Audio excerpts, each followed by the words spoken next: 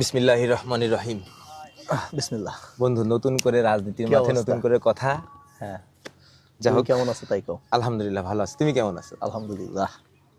বহুত দিন পর তোমার সাথে দেখা হইলো, মানে ব্যস্ততার কারণে, তোমার ব্যস্ততার কারণে, আমার ব্যস্ততার কারণে তো দেখা সাক্ষাৎ এর হয় না থেকে বললে চলে। বড় বিষয় হচ্ছে রাজনৈতিক কথা আমরা আজকে প্রথম ক্যামেরার সামনে বলতে যাচ্ছি এবং বলতেছি। টোটালি ভিডিও বলবো আজকে আমরা। কোনো আর ধরনের সবচেয়ে বড় কোনো কথা হচ্ছে যেই কথাগুলো আমরা শিববাড়ির মোড়ে বসে বলছি, মানে নিজেদের মধ্যে, সেই কথাগুলাই আমরা মানে নিজেদের ভিতরে বলার চেষ্টা আমরা করি। রাজনৈতিক কথা বলবো, হুম। কিন্তু আমরা নিজেরা কোনো রাজনৈতিক ব্যক্তি হিসাবে কথা বলবো না। অ্যাকচুয়ালি আমরা ব্যাপারটা এরকম, এই জায়গাটা, আমার কথা এই হচ্ছে যে শিববাড়ির কথাটা যেখানে টানি আমি, না, এই জায়গাটা আমাদের বিভিন্ন স্টেক থাকতে পারে, বিভিন্ন ব্যাপারে আমাদের বায়াসনেস থাকতে পারে। ব্যাপারটা এরকম যে আমরা কোনো রাজনৈতিক প্রতিনিধি হিসেবে এখানে আমরা কথা বলবো না। প্রতিনিধি হিসেবে না, একদম বন্ধু বান্ধব হিসেবে কথা কইতেছি, শেষ। বর্তমানে সামনে অনেকদিন পরে আমাদের প্রায় 17-18 বছর পর একটা ফ্যাসিবাদী বিহীন নির্বাচন হতে যাচ্ছে। এখনো ফ্যাসিবাদী বিশ্বাস কাঠামোর বাইরে। বাইরে এবং এখনো বিশ্বাস যে নির্বাচনটা ভালোভাবে হোক, এবং আমরা সেই কারণেই বসা। ইনশাআল্লাহ। তারপর আমি সবার উদ্দেশ্যে বলি, আমার নাম এস কে মামুনুর রহমান। আমি একজন বেসরকারি কর্মকর্তা, চাকরিজীবী। বন্ধু আরিফিন চৌধুরী লিওন, মোহাম্মদ শামসুল আরিফিন চৌধুরী লিওন, আমিও বেসরকারি কর্মজীবী, বেসরকারি শ্রমিক। আমরা দুইজনই শ্রমিক বলা যায়। শ্রমিক, আমরা বাংলাদেশের যারা আমরা কাজ করে সবাই শ্রমিক। শ্রমিক হিসাবে তুই কেন নিজেকে বলতেছিস? বাংলাদেশের যারা, হ্যাঁ, এখানেই পলিটিক্যাল একটা কোশ্চেন আছে। বাংলাদেশের, এটা আমার জানা মতে, যারা সর্বোচ্চ ক্ষমতার অধিকারী এবং সেও যদি রাষ্ট্রীয় বেতন নিয়ে থাকে, সেও শ্রমিক। এটা শ্রম আইনের সংজ্ঞা অনুযায়ী তারাও শ্রমিক। সুতরাং আমরা নিজেদেরকে নিজেরা শ্রমিক বলতে পারি। তা শ্রমের মর্যাদা কি আমার দেশে আছে? শ্রমের মর্যাদাটা আমাদের দেশে বলতে কি, যে শ্রমের আমরা একটা ন্যূনতম মর্যাদাটা দেওয়ার চেষ্টা করি। হয়তো বা যে যতটা শ্রম দেয় সে ততটা মর্যাদা নাও পেতে পারে। আবার কিছু কিছু শ্রম আছে যে শ্রমের কোনো মর্যাদাই, মানে মর্যাদা বলতে কি, যে আর্থিক কোনো মর্যাদা হয় না, সে একটা মনস্তাত্ত্বিক একটা মর্যাদা পায়। সেই ক্ষেত্রে শ্রমের মর্যাদাটা কি, যে তুমি যে কাজটা করতেছো বা তুই যে কাজটা করতেছিস, সেই কাজটার জন্য তুই মানসিকভাবে পরিতৃপ্তি পাইতেছিস কিনা, তাই না? তুই মানসিকভাবে পরিতৃপ্তি পাইতেছিস কিনা, এটা কিন্তু একটা বড় মর্যাদা। তোমার অবজারভেশনে বাংলাদেশে এই তৃপ্তির পরিমাণ কতটুকু? 100 মার্ক দেওয়া হলে তার ভিতরে 100% হিসাব করলে তার ভিতরে কতটুকু? আচ্ছা, এইখানে তুই আমার থেকে ভালো জানিস, কারণ তুই তো মার্কেটিং এ পড়াশোনা করছিস, আরো তুই আমার থেকে লেখাপড়া বেশি করছিস, বাস্তব অভিজ্ঞতা থেকে বলো। সেটা হইতেছে যে মানুষের তো চাহিদা শেষ নাই, তাই না? আমাকে এখন যে শ্রমের বিনিময়ে এখন আমি যেটা পাইতেছি, আমার কাছে মনে হচ্ছে যে আরো যদি 10,000 20,000 বেশি পাইতাম, আর একটু ভালো করতে পারতাম। ব্যাপারটা আমি একটু বলি তাহলে। ব্যাপারটা আমি যতটুকু মনে করি যে শ্রমের মর্যাদা আমাদের দেশে নেই, সারা পৃথিবীতেই এটা কমে গেছে, কিন্তু আমাদের দেশে তার ভিতরে সব থেকে বেশি কমছে। এই জন্য আমরা তৃতীয় মাত্রার দেশ। তো এই যে বর্তমানে আমাদের দেশে যে রাজনৈতিক প্র্যাকটিসটা শুরু হয়েছে, যে সব দল কথা বলতেছে নির্বাচনী, সামনে আমাদের নির্বাচন, একটা বাংলাদেশের একটা গণবিপ্লবের পরে এই প্রথম নির্বাচন হতে যাচ্ছে আলহামদুলিল্লাহ।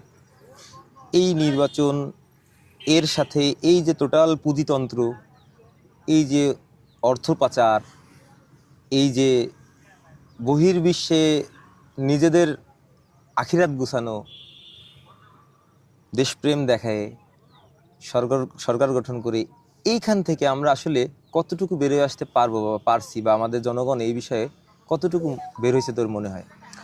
আচ্ছা, তুই যেটা বলতেছিস সেটা হচ্ছে টোটাল যে সিস্টেমটা, যেটা সিস্টেমটা অনেকে বলে যে বিগত 15 বছর, আসলে এটা 15 বছর বললে ভুল হবে। 15 বছরে মাত্রাটা, মানে আমরা যদি কার্ভ দেখি, কার্ভে 15 বছরের মাত্রাটা এমন পর্যায়ে গেছে, আসলে অন্য কোনো বছরের সাথে তুলনা হয় না, এই জন্য আমরা 15 বছর বলি। মানে বেশি হয়েছে, 15 বছর বেশি হয়েছে। এটা আরো আগে থেকে, অনেক ক্ষেত্রে আমরা এটা স্বাধীনতার পর থেকেই বলতে পারি যে এই সমস্যাগুলো আমাদের দেশে চলছে। আচ্ছা, এইখানে আমি প্রশ্ন করি, যেহেতু ইন্টারন্যাশনাল অ্যাফেয়ার্স একটা বড় ব্যাপার, ইস্যু। এখন এই ক্ষেত্রে যে আমাদের দেশে যে শ্রমের মর্যাদা নাই, এটা আমরা দুটা ক্ষেত্রে তুই বলতেছিস, একটা হচ্ছে আর্থিক, একটা হচ্ছে অনার্থিক। আমি এখানে মনে করি আর্থিকটা বড় সব থেকে। নিঃসন্দেহে। কিভাবে আর্থিকটা বড়? আমার দেশে 8 ঘন্টা কাজ করলে যে স্যালারি পাবে, আর আমার পাশের দেশে গুলোতে 8 ঘন্টা কাজ করলে যে স্যালারিটা পায়, এটা কখনো সমান না। মানে কর্মঘণ্টা হিসাবে যদি করা হয়, তাহলে আমাদের দেশে ন্যূনতম বেতনও আমাদের দেওয়া হয় না। যার কারণে আমাদের দেশের মানুষ, এবং মাঝখানে এই বিষয়টা ফেসবুকে ভালো ট্রল হয়েছে, আমরাই করছি, যে কাকা যদি বুড়ো হয়, সরকারি কর্মকর্তা যদি মেতরও হয়, যদিও সব পদে আমি মূল্যায়ন করি, সবারই দরকার, কিন্তু ব্যাপারটা এরকম যে মানে সরকারি চাকরির সাথে বিয়ে দেওয়া, এই যে প্যাটার্নটা, এই প্যাটার্নটা তাহলে কি এই পুঁজিতন্ত্রের সাথে আমাদের জনগণের ইচ্ছাটা সম্পৃক্ত না আরো? মানে আমরাই করতেছি না এটা?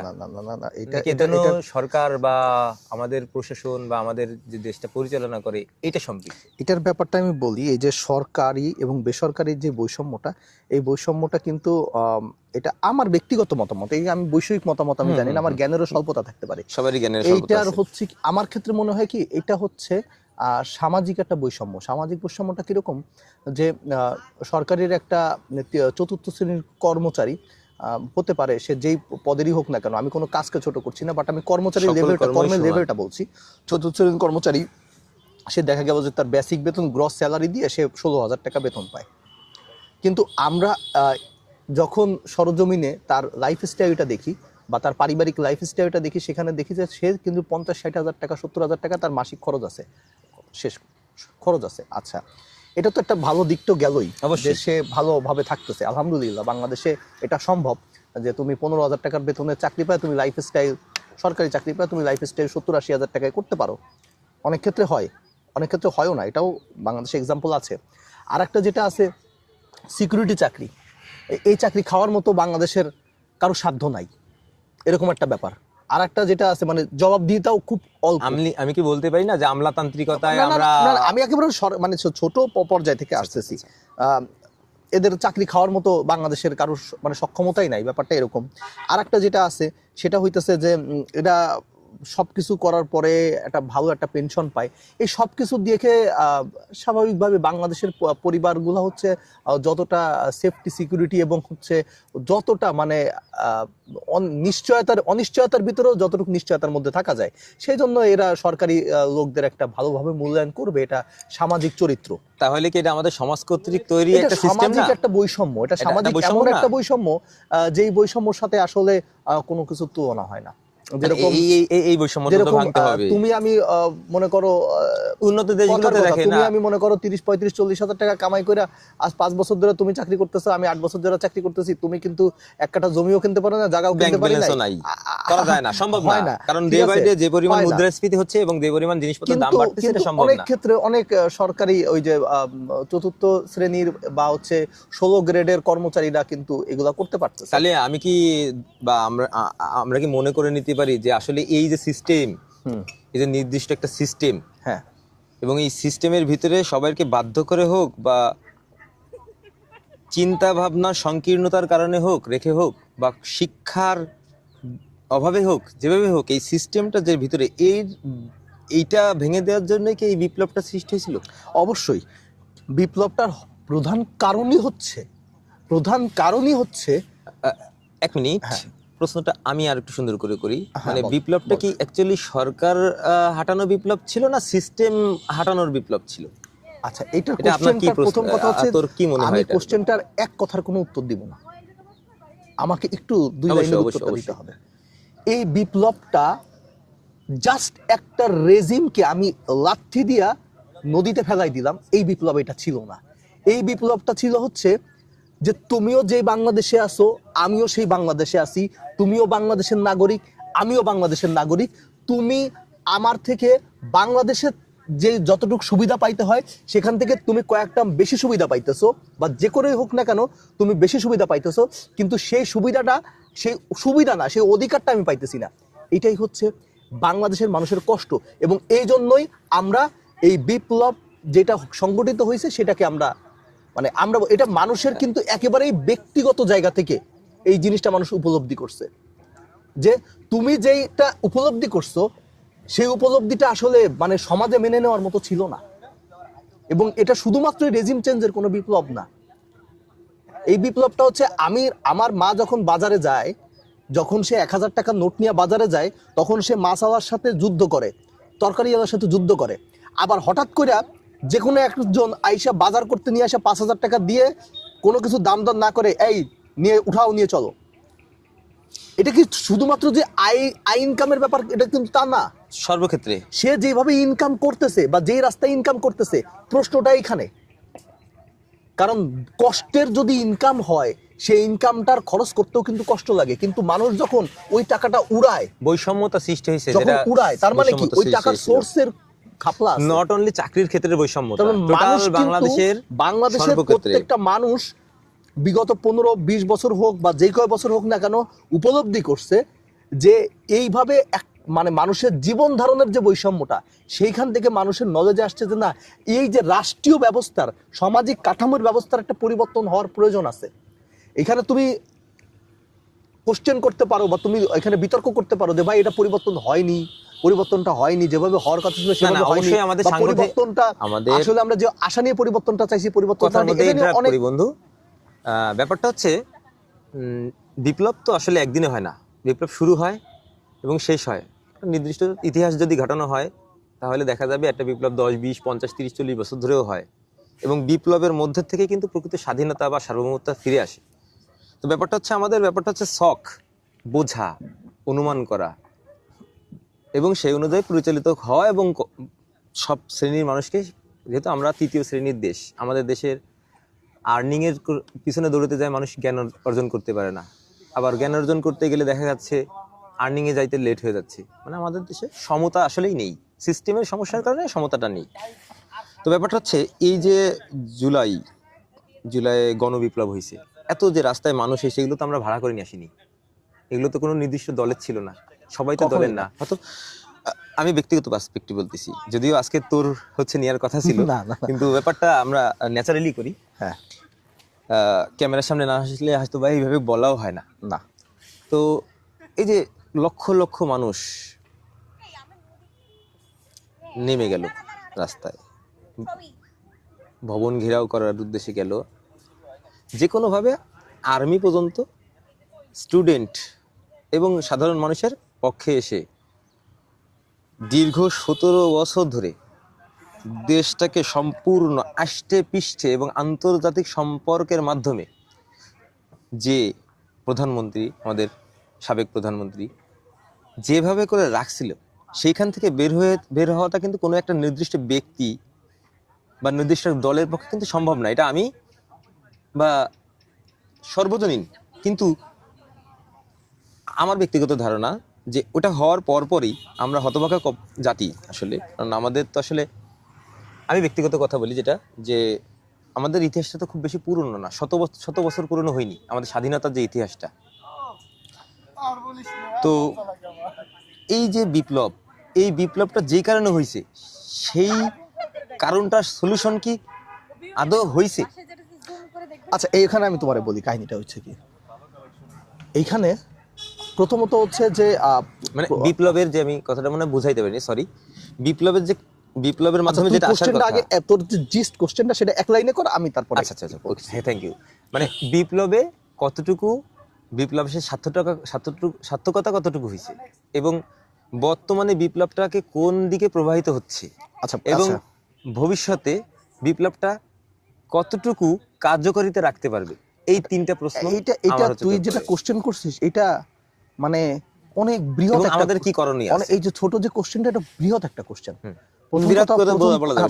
প্রথম কথা হচ্ছে যে ফ্যাসিস্ট পতিত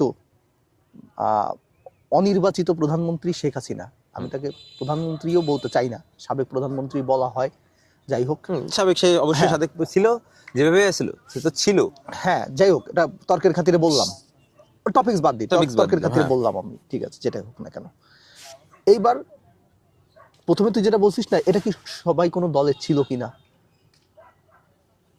বিলিভ ইট অর নট, এইটা একেবারেই সাধারণ মানুষের বিপ্লবটা কিভাবে আমি বলতেছি, যে তুই মামুন বা আমি লিওন যে রাস্তায় নামছি না, আমি বা তুই মামুন বা আমরা কোনো দলের রিপ্রেজেন্ট হয়ে রাস্তায় কিন্তু নামি নাই। রাস্তায় কিন্তু নামছি একটা উদ্দেশ্যে, কি এইভাবে যে দেশটা চলতেছে এইভাবে দেশটা চলতে পারে, এইভাবে দেশটা চলতে পারে না, এক কথা হচ্ছে এটা, এইভাবে দেশটা চলতে পারে না। তোর মনেও কিছু ক্ষোভ আছে দেশ নিয়ে, সমাজ নিয়ে, তোর জীবন ব্যবস্থা নিয়ে, আমার মনেও কিছু ক্ষোভ আছে। সেই ক্ষোভটার আমাদের একটা ঝাড়ার জায়গা দরকার, জনগণের ক্ষোভ ঝাড়ার। এক মিনিট একটা কথা বলি, আমার মনে হয় এই জায়গাটা আমার আমার গভীরতা আমি বলি যে এটা হচ্ছে সার্বভৌমত্ব এবং স্বাধীনতার প্রশ্ন ছিল। সিস্টেম, সার্বভৌমত্ব, স্বাধীনতা, এই প্রশ্নের জায়গা থেকেই আমার এই বিপ্লবের সাথে সমর্থন দেওয়া আছে। এটা তোর সমর্থন, আমার ব্যক্তিগত কথা, এটা তোর সমর্থন দেওয়া। কারণ কি বলতো, তুই বৈষয়িক রাজনীতি, ভূ রাজনীতি এবং অভ্যন্তরীণ যে গোলযোগ সম্পর্কে বুঝিস, কিন্তু একদমই পাড়ার যে ছোট্ট দোকানদার বা সেই দোকানে যে চা খেতে বসে, সে কিন্তু এই ভূ রাজনৈতিক এত কিছু কিন্তু সে জানে না। তার কাছে কি কত, তার কাছে জিনিসটা কিন্তু একটাই, যে আমি যেই টাকা ইনকাম করি এই টাকা দিয়ে তো আমি চলতে পারতেছি না। আমার ছেলেপেলের লেখাপড়া তো দূরের কথা, আমার যদি সামান্য একটা অসুখ হয় সেই ওষুধ কেনার টাকা পর্যন্ত আমার নাই। ওর ভিতরে তো ক্ষোভ জন্মাইছে, এটা নিয়েও জন্মাইছে না? এই ক্ষোভটাও ঝাড়বে কোথায়? 5 বছর পর ভোট দিয়ে যে ঝাড়বে সে অপশন তো রাখা হয় নাই, তো ঝাড়বে কোথায়? ও তখন মনের ভিতরে ওর ক্ষোভটারে পুষে রাখছে, পুষে রাখতে রাখতে রাখতে রাখতে ও যখন পাইছে যে ক্ষোভটাকে প্রকাশ করার একটা জায়গা আছে, ও প্রকাশ করছে, ও প্রকাশ করছে। তা বিপ্লবটা আমি বলতেছি যে যদি এই বিপ্লব বাংলাদেশের সর্বোচ্চ বিরোধী দলীয় যে ব্যক্তি, সেও যদি এটা এই বিপ্লবে সামিল হয়, সেও কিন্তু তখন, আমি এখন তারা অনেক কথা বলতে পারে বা অন্যান্য সে তারা কিন্তু যখন মাঠে নামছে তখন কিন্তু তারা ওই দলীয় ব্যানারকে নিয়ে মাথায় নিয়ে কিন্তু মাঠে নামে নাই। তারা কিন্তু একটা জিনিসের বিপক্ষে মাঠে নামছে, টোটাল যে রেজিম, টোটাল যে সিস্টেম, টোটাল যে ব্যবস্থাটা, যেই ব্যবস্থাটা বাংলাদেশের মানুষকে পিছন দিকে ঠেলে দিচ্ছে, এই ব্যবস্থাটার বিপক্ষে আমার যেতে হবে। কারেক্ট, আমার খেয়ালে তাই আসে।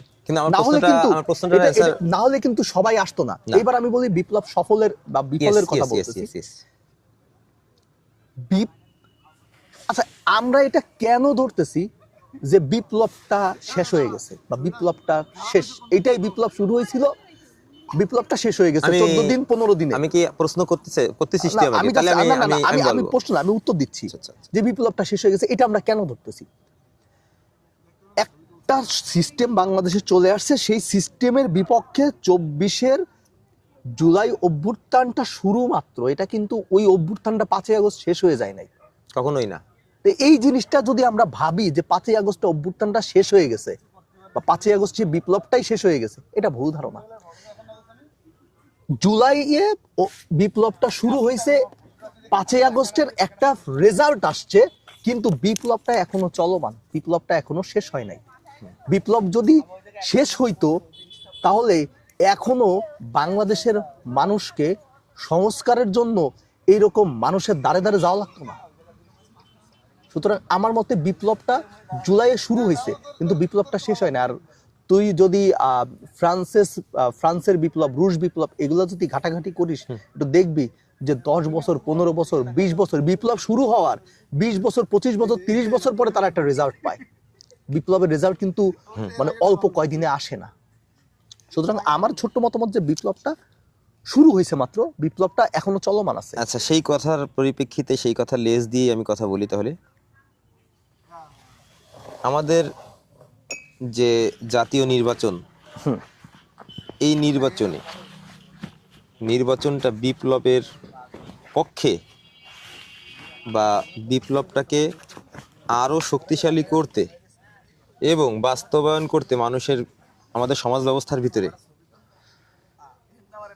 কতটুকু ভূমিকা পালন করে বা কতটুকু এখানে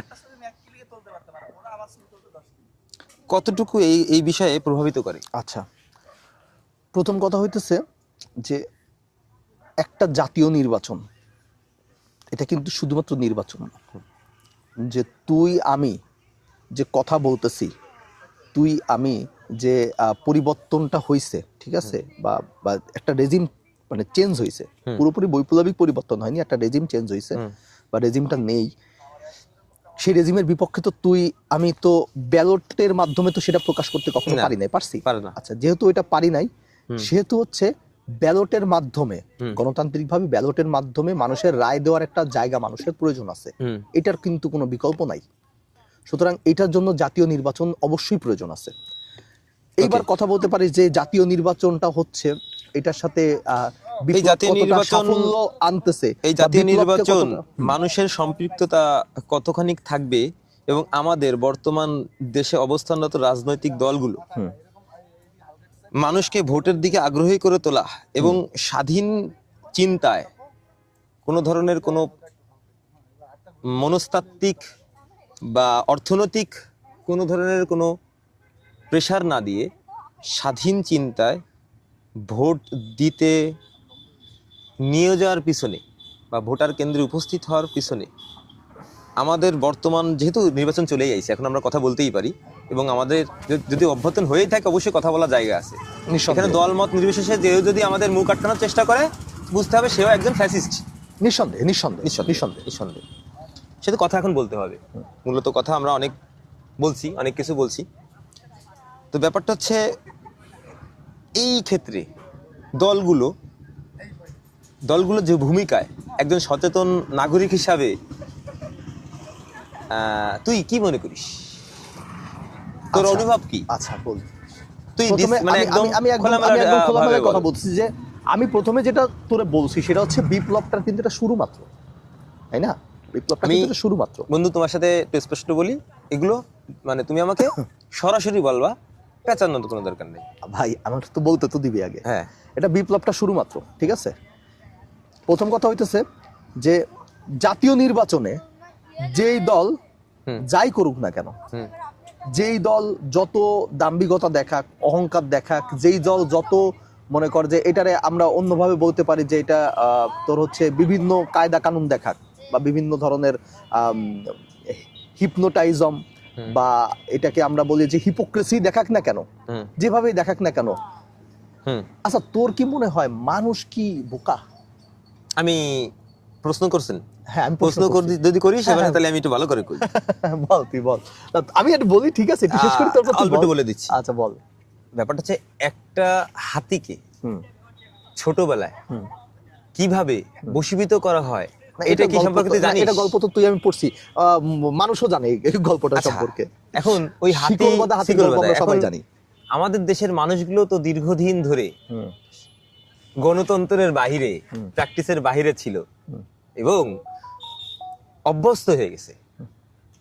এক্ষেত্রে এই সাবজেক্টটা এই ভোটে ব্যাপারে কতটুকু ইফেক্ট রাখে, কতটুকু প্রভাব রাখে, তোর কাছে কি মনে হচ্ছে?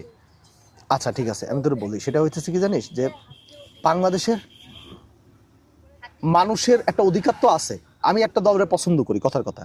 সেই দল যতই ভালো কাজ করুক আর যাই খারাপ কাজ করুক না কেন, আমার রায় সেই দলের পক্ষেই যাবে, এরকম তো একটা শ্রেণীর ভোট আছেই। তো এটাকে তুই তো আর ডিনাই করতে পারবি না, তাই না? এটাকে তো তুই এটা ডিনাই করতে পারবি না। ওকে, তাই যদি হয় তাহলে এইটা করার অধিকার সবারই আছে, এটা করার অধিকার সবারই আছে।